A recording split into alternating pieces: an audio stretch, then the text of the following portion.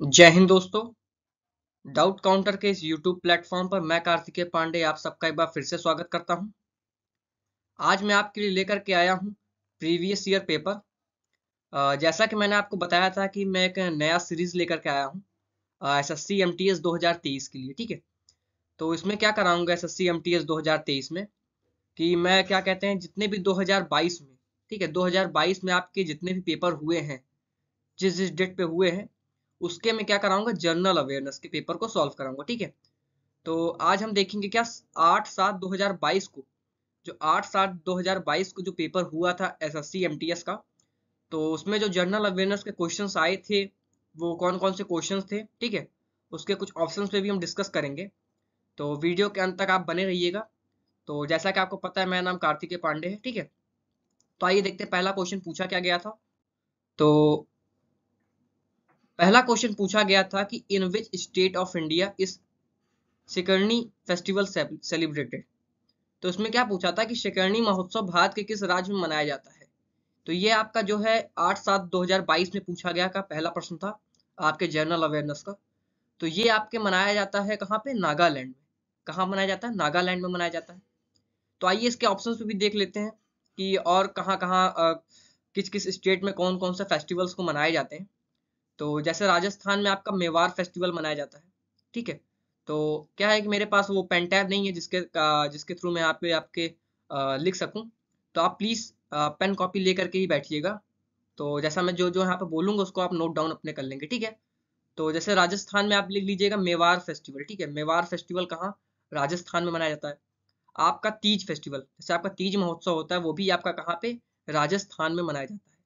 आपसे कभी ऐसे पूछ ले कि एलिफेंट फेस्टिवल कहाँ मनाया जाता है, ठीक है, तो वो भी आपका राजस्थान में ही मनाया जाता है। तो राजस्थान में आप कुछ इंपॉर्टेंट जो फेस्टिवल्स हैं उसको आप एक बार नोट डाउन कर लीजिएगा अपने नोट्स पे। ठीक है, और आपके तमिलनाडु पूछ रहे तो तमिलनाडु में आपका, भाई साहब को जानते होगे, आप नहीं पता होगा तो पोंगल एक फेस्टिवल होता है, वो आपका कहाँ पे मनाया जाता है, आपके तमिलनाडु में मनाया जाता है। ठीक है, अब बिहार में तो भाई ये तो सब फेमस है बहुत ज्यादा, छठ पूजा। छठ पूजा बहुत ज्यादा फेमस होता है, आप सभी सुने होंगे।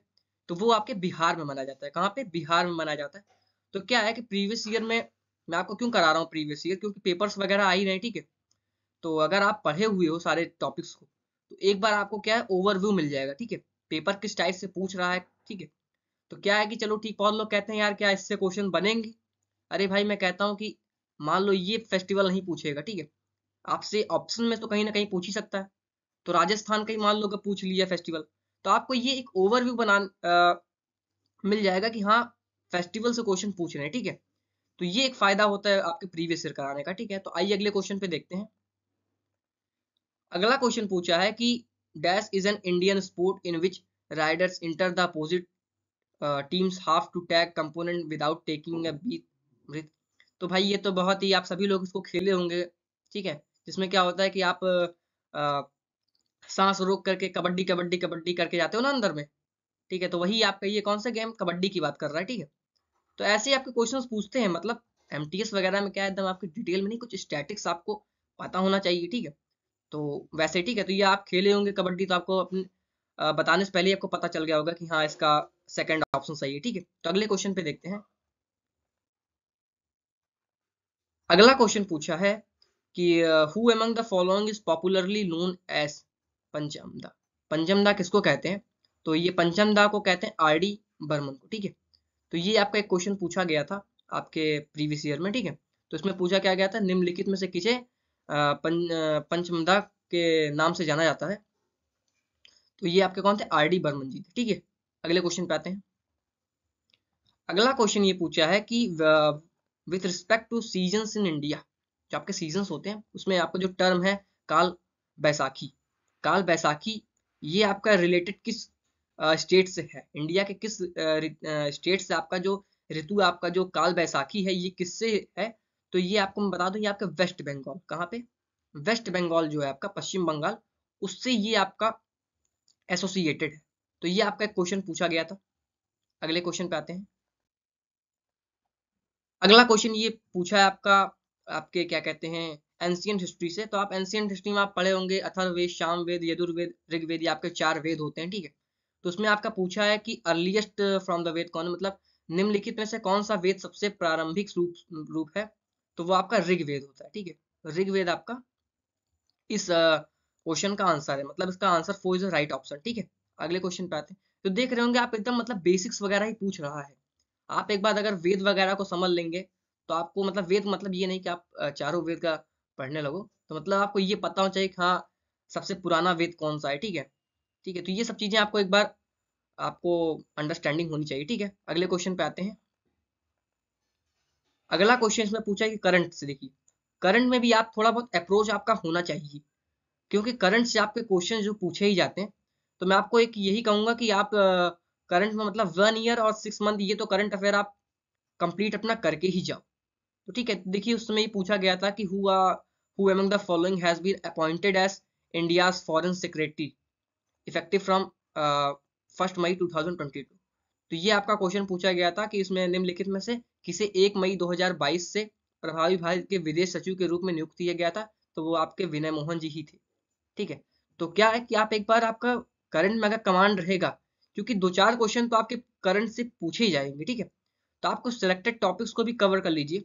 सिलेक्टेड जैसे मैं आपको बता दूं कि आप डांस वाला टॉपिक कवर कर लो। ये आपसे डांस में आपको पिछले 2-3 जो मैंने आपको वीडियो जिसमें मैंने आपको प्रीवियस ईयर कराया था, तो उसमें आपने देखे होंगे कि डांस से क्वेश्चन पूछ रहा था। ठीक है, डांस से पूछता है। ठीक है, आपका क्या कहते हैं आपके फेस्टिवल से क्वेश्चन पूछेगा, और आपके क्या कहते हैं इंस्ट्रूमेंट से क्वेश्चन पूछ लेता है। तो मेरा ये प्रीवियस ईयर कराने से यही मतलब है, आपको एक ओवरव्यू मिल जाएगा कि हाँ किससे क्वेश्चन पूछ रहा है, जिसपे मैं क्या करूंगा अपना मैक्सिमम टाइम उस पर दूं। ठीक है, तो आइए अगले क्वेश्चन पे देखते हैं। अगला क्वेश्चन ये पूछा है कि जनगणना से आपका पूछा। ठीक है, तो 2011 की जनगणना के अनुसार भारत के निम्नलिखित में से किस राज्य में जो आपकी लिटरेसी रेट होती है, जो आपका लिटरेसी दर है, आपका साक्षरता दर है, वो सबसे कम है। तो सबसे कम वो 2011 का जनगणना के अनुसार कौन सा था? वो आपका बिहार था। कौन था? आपका बिहार था। इसी जगह पे अगर आपसे पूछ ले कि 2011 के जनगणना के अनुसार निम्नलिखित में भारत के निम्नलिखित में से किस राज्य में साक्षरता दर सबसे ज्यादा था, तो सबसे ज्यादा में कौन सा था आपका? मैक्सिमम अगर पूछेगा तो आपका, अगर आपका मैक्सिमम अगर पूछे तो आपका केरल राज्य होगा। और अगर आपसे मिनिमम पूछे, मिनिमम तो सबसे कम किसका था, तो कम आपका कौन सा था? बिहार था। कौन सा? बिहार। तो आइए अपने अगले क्वेश्चन पूछ रहे हैं, मतलब जनगणना से भी क्वेश्चन पूछ रहा है। ठीक है, आइए अगले क्वेश्चन पे देखते हैं। अगला क्वेश्चन ये पूछा है कि मुदियेतु इज अ ट्रेडिशनल फोक। ये आपका एक फोक थिएटर होता है, ये आपके किस राज्य में मनाया जाता है? तो ये जो आपका है ये आपका केरल राज्य में मनाया जाता है। ठीक है, केरल राज्य में मनाया जाता है। ऐसे ही अगर आपसे पूछ ले मणिपुर में कौन सा मनाया जाता है, तो ये आपका एक थिएटर होते हैं जिससे, तो मणिपुर में अगर पूछे तो सुमंग लीला एक होता है, तो सुमंग लीला आपका कहाँ पे? मणिपुर में मनाया जाता है। और अगर आपसे पूछ ले इम्पोर्टेंट है ये आपका ये असम वाला, तो असम में भगोना एक है। भगोना आप लिख लीजिएगा, जिसको हम अंकिया नट्स के नाम से भी जानते हैं। तो ये आपका कहाँ पे? ये आप असम में मनाया जाता है। ठीक है, तो अगले क्वेश्चन पे आते हैं। अगला ये क्वेश्चन पूछा है कि आपका रोहिणी भाटे recipient of Kalidas 7 was associated with which classical dance of India. मतलब कालिदास सम्मान प्राप्त करता जो आपकी रोहिणी भाटे थी, भारत के किस शास्त्रीय नृत्य से संबंधित थी? तो वो आपके कथक से थी। किससे थी? वो आपके कथक से थी। और कथक आपका जो कि यूपी का, कहाँ का? यूपी का जो है पॉपुलर डांस है। ठीक है, तो ये आपका कहाँ कथक कहाँ का है? ये आपका यूपी का है। जैसे नाम से आपको पता चल गया उड़ीसा। उड़ीसा का क्या है? उड़ीसी। ठीक है, उड़ीसा आप समझ गए होंगे। नाम से कुछ कुछ क्या है कि कुछ नाम से ही पता चल जाते हैं। ठीक है, उड़ीसा। फिर आपका मणिपुर। मणिपुर तो भाई पता है, मणिपुर का मणिपुरी। ठीक है, ऐसे आपका ये वाला पूछ ले सत्रिया, तो ये आपका कहाँ? ये आपका असम राज्य। कहाँ पे? असम में मनाया जाता है। ये आपका असम के डांस क्या कहते हैं, मोस्ट इंपॉर्टेंट कह सकते हैं इसको हम, मतलब ये आपका डांस है। ठीक है, तो आपका डांस अगर पूछे, कथक तो आप सबको पता है कि यूपी से, उड़ीसी उड़ीसा से, मणिपुरी मणिपुर से, ये सत्रिया आपका असम से। तो क्या है कि मैं इसके ऑप्शंस पे भी इसलिए बात कर ले रहा हूँ क्योंकि आपका क्वेश्चन ऐसे पूछ सकता है कि भाई कथक कहाँ से भारत के किस राज्य में कथक मनाया जाता है। ठीक है, तो ये आपको एक क्या है कि ओवरव्यू आपको मिल जाएगा। ठीक है, आइए अगले क्वेश्चन पे देखते हैं। अगला क्वेश्चन क्या पूछा है कि Vinod talks about the only planet with liquid water on the surface, which of the following planet is talking about. तो भाई ये तो बहुत ही इजी क्वेश्चन पूछ लिया था, मतलब इसको तो मैं कह सकता हूँ कि अगर कोई 2-4 साल का बच्चा भी होगा तो वही बता सकता है कि ये अर्थ की बात कर रहा है, ठीक है। जिसमें विनोद सतह पर तल पानी वाले एकमात्र ग्रह के बारे में बात कर रहे हैं, निम्नलिखित में से किस ग्रह की बात की जा रही है, तो वो अर्थ है, ठीक है।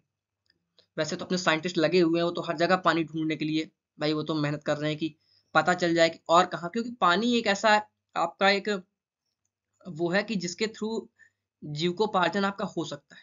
अगर आप सोचो कि अगर पानी ना हो तो क्या हम लोग सरवाइव कर सकते हैं, क्योंकि भाई पानी हर जगह यूज में होता है। पानी का मतलब आप सोचो अगर एक दिन बिना पानी पी के आप रह लो तो आप समझ सकते हो, ठीक है। तो वो अर्थ की बात कर रहा है, ठीक है। अगले क्वेश्चन पे आते हैं। अगला क्वेश्चन ये पूछा है कि आपका बायोलॉजी से पूछा है। किससे पूछा है? बायोलॉजी से पूछा है। तो which of the following cell function both as a passageway for intercellular transport and as the manufacturing surface।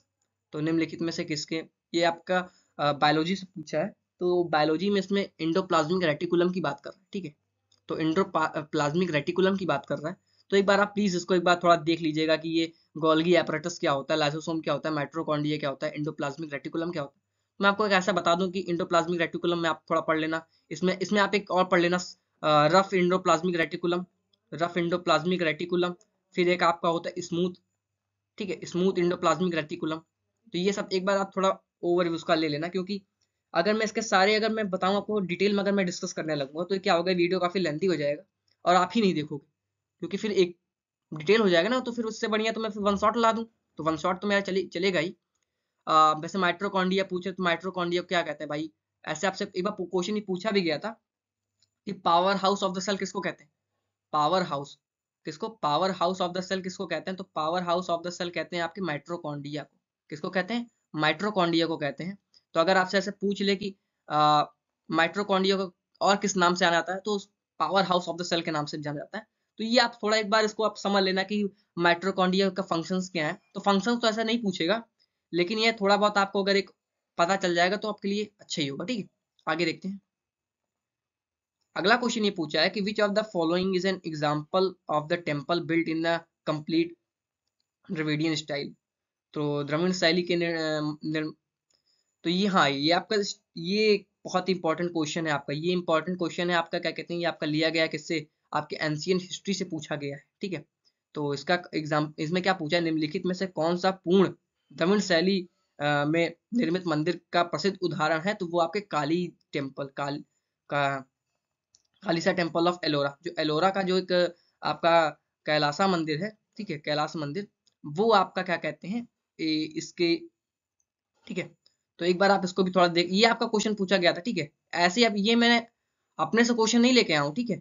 ये मैं अपने से क्वेश्चन नहीं लेके आया हूँ कि आपको बता दूं कि ये पूछा गया, तो ये आप इसको कभी देख लीजिएगा कि जो पूछे गए उसी पे मैं डिस्कस कर रहा हूँ, ठीक है। तो अगले क्वेश्चन पे आते हैं। अगला क्वेश्चन ये पूछा है कि who among the following began the Shuddhi movement. तो शुद्धि मूवमेंट किसने स्टार्ट किया, ठीक है। इसमें क्या होता है, विच इन enable the Hindu who has accepted Islam or Christianity to return the Hinduism their original faith। तो मतलब इसमें क्या पूछा है कि शुद्धि आंदोलन किसने शुरू किया था, जिसने इस्लाम या ईसाई धर्म स्वीकार करने वाले हिंदुओं को अपने मूल विश्वास हिंदू धर्म में लौटाने के सक्षम बनाया था।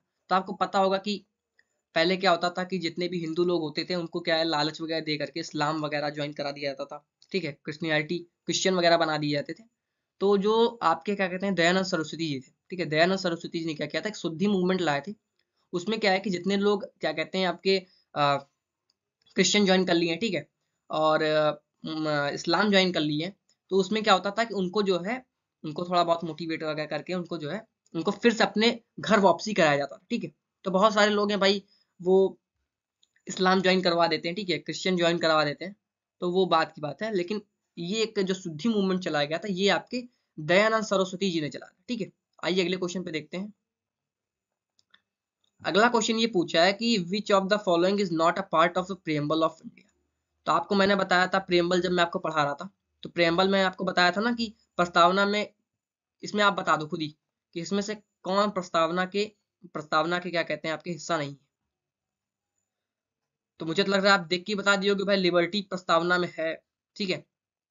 आपका लिबर्टी प्रस्तावना में इक्वलिटी की बात की गई है। जस्टिस, जस्टिस में आप देखे होंगे social justice, economical justice, political justice. तो ये सब चीजें मैंने आपको प्रियम्बल टॉपिक जब पढ़ाया था आपका प्रस्तावना, तो उसमें आप पढ़े होंगे। तो उसमें आप देखे थे कि क्या कहते हैं, ये एरिस्टोक्रेसी की बात की गई थी प्रियम्बल में, नहीं की गई थी। एरिस्टोक्रेसी की बात नहीं की गई थी, तो उसमें क्या पूछा है, कौन सा हिस्सा नहीं है, कौन इसमें नहीं था, तो वो आपका एरिस्टोक्रेसी था। तो इसका आंसर आपका क्या है, सी करेक्ट है। तो बहुत लोग क्या करते हैं, ऐसे झटके में देखना, प्रियम्बल हाँ लिबर्टी टिक मार दो, तो बाद में क्या होता है, आप मार दीजिए, आप ध्यान नहीं दिया, फिर आप आगे बढ़ गए। फिर आगे बढ़ने में क्या, फिर आपको बाद में याद है, अरे यार उसमें नहीं पूछा था। तो आप एक बार प्लीज उसमें देख लिया करिएगा कि किसमें नहीं पूछ रहा है, किसमें पूछ रहा है, ठीक है। तो वह अब ये क्वेश्चन पूछा है, who among the following was the first Muslim ruler of the medieval India. तो मध्यकालीन भारत में, मतलब मेडिवल हिस्ट्री में आपका जो 1236 से 1240 एडी में कौन सी महिला पहली मुस्लिम महिला रूलर थी, तो आपके रजिया सुल्तान। कौन, रजिया सुल्तान थी। तो जब आप इसको मेडिवल हिस्ट्री जब आप पढ़ोगे, आप तो जब मेडिवल हिस्ट्री आप पढ़ोगे तो आप उसमें देखोगे कि रजिया सुल्तान कैसे, क्या कहते हैं, आपकी पहली मुस्लिम वुमेन रूलर बनी थी अपने मध्यकालीन भारत में। तो जब आप उसको दिल्ली सल्तनत वगैरह पढ़ोगे तो उसमें आप देखोगे, ठीक है। तो आगे बढ़ते हैं। तो ये क्वेश्चन आपके पूछे गए थे, ठीक है। अभी देखिए करंट से फिर पूछ लिया गया कि करंट में पूछा क्या है, कि New Zealand defeated India in the final of the World Test Championship in June 2021, which country hosted this match. तो उसको कौन कर रहे थे, वो आपके इंग्लैंड, ठीक है। तो इंग्लैंड होस्टेड कर रहा था उस टाइम। तो ये आपके 2022 में पूछा गया, मतलब 2021 का आपके क्या है, आपके करंट की पूछे गए हैं। तो मतलब अगर आप 2023 की तैयारी कर रहे हो, ठीक है, 2023 की दे रहे हो, तो आपको क्या, आपको 2022 तो कम से कम पता होना चाहिए, ठीक है, 2022 पता होना चाहिए। फिर आपको क्या, कुछ करंट से 2023 में क्या, 2023 में कुछ आपका करंट मान लो हो गया हो, तो वो करंट एक बार आप समझ लो, ठीक है। अगर 2024 में आप दे रहे हो, तो आपको 23 तो कम से कम पूरा एक बार पता होना चाहिए, ठीक है। उसके साथ साथ आपको 23 में क्या क्या 24 में आपके क्या क्या चल रहे हैं, मान लो कोई क्या कहते हैं अमेंडमेंट हुआ है, कुछ ऐसे मान लो, कुछ ऐसे कुछ घटने ऐसे हो गए हैं जो कि नेशनल लेवल पे, तो क्या है कि वो सब चीजें आपको एक बार पता होनी चाहिए, ठीक है। तो मैं ये कहूंगा कि भाई करंट पे आप थोड़ा बहुत फोकस करो, ठीक है। करंट ही होगा जो आपको एक अलग देगा, क्योंकि भाई ये तो स्टैटिक्स तो सभी पढ़ के आते हो। स्टैटिक तो ठीक है, रजिया सुल्तान आप पढ़ लिए, सब टिक मारते चले गए।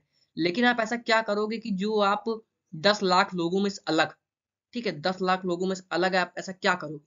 तो आप भाई अगर आप मैक्सिमम क्वेश्चन करके जाओगे, मैक्सिमम ये नहीं कह रहा हूँ कि आप अंदाज में सब ऐसे 1A 2B 3C 4D ऐसे मत करो, मतलब आपको पता होना चाहिए। तो क्योंकि कट ऑफ तो आपको पता है कितनी जाती है कितनी नहीं जाती, उस पर मैं बात करूंगा नहीं। तो आगे देखते हैं। अगला क्वेश्चन ये पूछा है कि what was the former name of the Yamuna express project constructed in the Uttar Pradesh India. Bharat के उत्तर प्रदेश में निर्मित यमुना एक्सप्रेसवे परियोजना का पूर्व नाम क्या है, तो वो तेज एक्सप्रेस है। क्या है, तेज एक्सप्रेस है। तो ये आपके एक्सप्रेसवे है, पूर्वांचल एक्सप्रेसवे, आपके नोएडा आगरा एक्सप्रेसवे, ठीक है, ये आपके एक्सप्रेसवे वगैरह है। तो उसमें ये पूछा था कि भारत के उत्तर प्रदेश में निर्मित जो यमुना एक्सप्रेसवे है परियोजना, उसका पूर्व नाम क्या था, तो वो आपका तेज एक्सप्रेसवे था, ठीक है। अगले क्वेश्चन पे आते हैं। ये देखिए, ये बहुत इंपॉर्टेंट क्वेश्चन है। इसमें पूछा है, straight from the heart is an autobiography of which of the following famous personality. तो आपके कपिल देव जी की ये ऑटोबायोग्राफी है, स्ट्रेट फ्रॉम द हार्ट। अगर आपसे पूछ ले कि सचिन तेंदुलकर जी की, तो सचिन तेंदुलकर जी की आपको पता होगा, प्लेइंग इट माई वे, ये उनकी एक है, ठीक है। आपका राहुल द्रविड़ से पूछा जाए, तो राहुल द्रविड़ में टाइमलेस स्टील, टाइमलेस स्टील क्या है आपका, ये आपका क्या कहते हैं, उनकी ऑटोबायोग्राफी बुक है, तो ठीक है। और सनी डे आपका क्या कहते हैं, सनी डे आपका सुनील गावस्कर जी का। तो ये आप एक बार ऑटोबायोग्राफी जो इतनी बुक है, जैसे आप सचिन तेंदुलकर जी की याद कर लो, ठीक है, कपिल देव की याद कर लो। तो जो इम्पोर्टेंट लोग हैं जिनकी ऑटोबायोग्राफी लिखे हैं जो, तो उसको एक बार आप देख लेना, क्योंकि ऑटोबायोग्राफी से भी क्वेश्चन पूछ रहे हैं, ठीक है।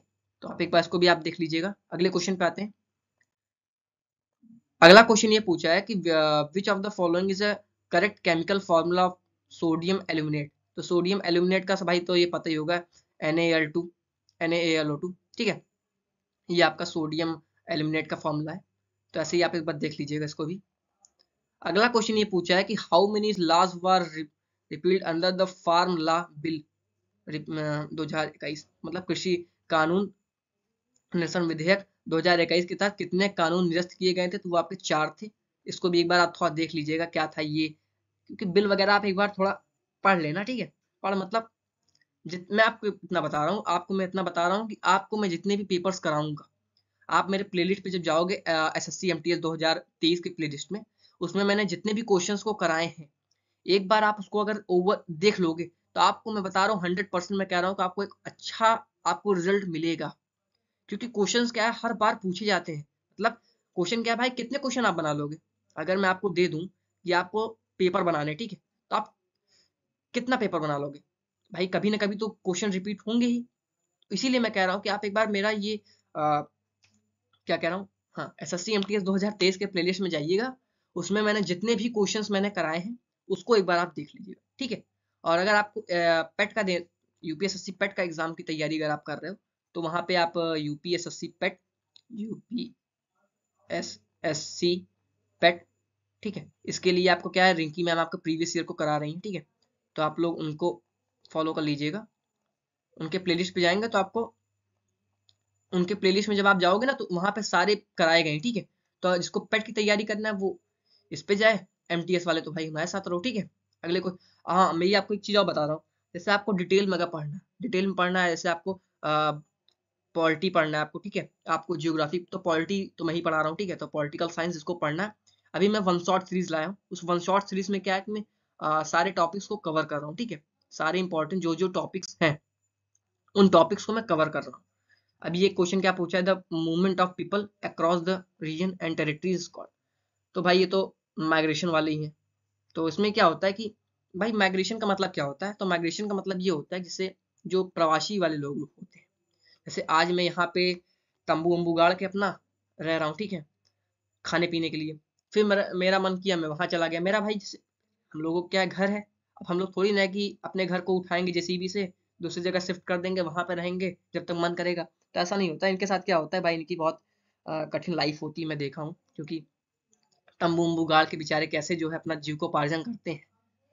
तो इनकी बात तो यही है, ठीक है। आगे देखते हैं। अगला क्वेश्चन क्या पूछा है कि अनुच्छेद 228 article 280 of the constitution of India talks about the which constitutional body. तो 280 किसका है? अभी तो मैं पॉलिटिकल साइंस में आपको फाइनेंस कमीशन नहीं पढ़ाया, तो 280 आपका किसका है? फाइनेंस कमीशन का है। अभी मैं क्या करूंगा, मैं फाइनेंस कमीशन भी आपका अपलोड कर दूंगा इसमें आपके वन शॉट पॉलिटी वाले में, ठीक है। तो 280 किसका है? आपके 280 किस संवैधानिक निकाय के बारे में बताती है? वो आपका फाइनेंस कमीशन है। अगर इलेक्शन कमीशन की बात की जाए, तो इलेक्शन कमीशन आपकी 324 आपकी इलेक्शन कमीशन की बात करती है। तो मैंने आपको इलेक्शन कमीशन बता ही दिया था, ठीक है। मैंने आपको अटॉर्नी जनरल पढ़ाया था। अटॉर्नी जनरल क्या था? 76, ठीक है। तो ये आपके कुछ आर्टिकल्स वगैरह है जिसको आप एक बार पढ़ लीजिएगा। फाइनेंस कमीशन आपको लिखी रहा है 280, ठीक है। चलो ठीक है, आप लोग एक काम करो, मुझे मैंने आपको बताया था अटॉर्नी जनरल ऑफ इंडिया ना, उसमें आप मुझे किसमें कमेंट बॉक्स में लिखो स्टेट अटॉर्नी जनरल कह रहा हूँ, अटॉर्नी जनरल, अरे क्या कहते हैं, advocate general of state. Advocate general of state जो है वो आपके किस आर्टिकल में आते हैं? तो भाई अटॉर्नी जनरल तो आपका 76 में है। अब आप बताओ कि एडवोकेट जनरल ऑफ स्टेट आप पे किस आर्टिकल में आते हैं, ये आप कमेंट बॉक्स में डालो, ठीक है। आगे देखते हैं। अगर जो जिसको नहीं पता होगा, एक बार मेरा अटॉर्नी जनरल ऑफ इंडिया और एडवोकेट जनरल ऑफ स्टेट की बात देख लीजिएगा, ठीक है। अगले क्वेश्चन पे आते हैं। क्वेश्चन पे क्या है, अब तो खत्म हो गया क्वेश्चन। तो अगर आपको वीडियो अच्छा लगा हो तो आप इसको एक लाइक जरूर करिएगा। कमेंट बॉक्स में आप कुछ ना कुछ तो आप लिख ही दीजिएगा कि अच्छा पढ़ाया हूँ, नहीं बेकार पढ़ाया हूँ, बहुत बेकार पढ़ाया हूँ, कैसा पढ़ाया हूँ, तो ये एक बार आप लिख लीजिएगा। क्योंकि आप जब लिखते हो ना, तो बहुत अच्छा लगता है मुझे, कसम से। अच्छा लगने का मतलब ये लगता है कि हाँ, लोग देखे हैं, रिप्लाई कर रहे हैं, ठीक है। अगर आपको कोई टॉपिक्स नहीं समझ में आ रहे हैं पॉलिटिकल साइंस से, तो मैं, ठीक है, मैं उसको कंप्लीट करा दूंगा। बाकी भी अभी तो क्या पेपर्स वगैरह आ रहे हैं, इसलिए हम लोग अभी ज़्यादा फोकस कर रहे हैं प्रीवियस ईयर पे, ठीक है। बाकी तो वो अपना वन शॉट चल ही रहा है। और जियोग्राफी जिसको जो टॉपिक पढ़ना है वो मैं बोल दूंगा रिंकी मैम से, ठीक है। तो आप उसको एक बार जियोग्राफी जिसको देखना है उनको पास चला जाए। मेरा नाम कार्तिकेय पांडे है, तो आपको सबको पता है। पॉलिटी जिसको पढ़ना है वो मेरे पास आ जाए। और भी टीचर भी हैं। क्या है कि अभी हम लोग स्टार्ट किए नया नया, ठीक है। तो अभी क्या है कि आप जैसा कहोगे वैसे ही काम होगा, ठीक है। तो अगर वीडियो अच्छा लगा हो तो एक लाइक जरूर करिएगा। तब तक के लिए very very thank you so much. Bye.